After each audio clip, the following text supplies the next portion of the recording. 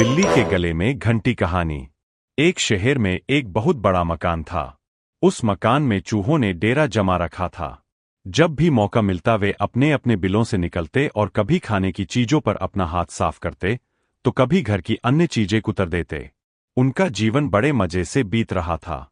इधर मकान मालिक चूहों से तंग आ चुका था, इसलिए वह एक बड़ी सी बिल्ली ले आया। अब वह बिल्ली उसी घर में रहने लगी। बिल्ली के आने से चूहों का जीना हराम हो गया।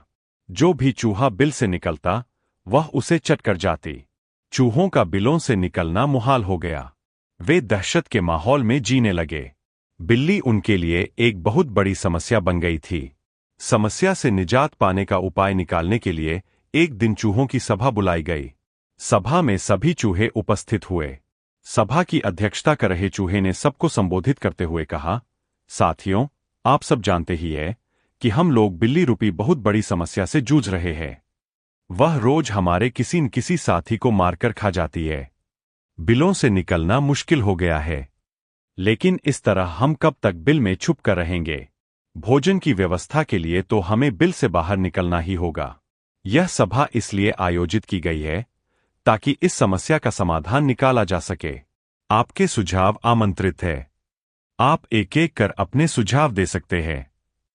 एक एक कर सभी चूहों से इस समस्या पर अपनी अपनी सोच के हिसाब से सुझाव दिए, लेकिन किसी भी उपाय पर सब एकमत नहीं हुए।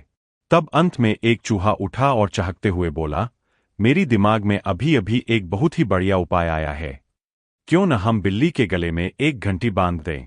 इस तरह बिल्ली जब भी आसपास होगी उस घंटी की आवाज से हमें पता चल जाएगा और हम वहां से भाग जाएंगे।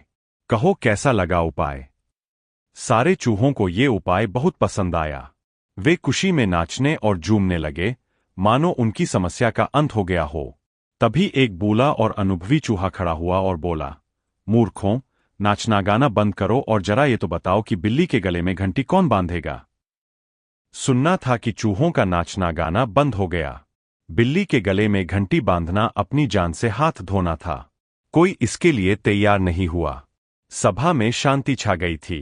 तभी इस शांति को चीरते हुए बिल्ली के कदमों की आहट सबके कानों में पड़ी और फिर क्या था? सब सिर पर पैर रखकर अपने अपने बिलों की ओर भाग खड़े हुए। सीख, योजना बनाने का कोई औचित्य नहीं यदि उसे लागू किया जा सके।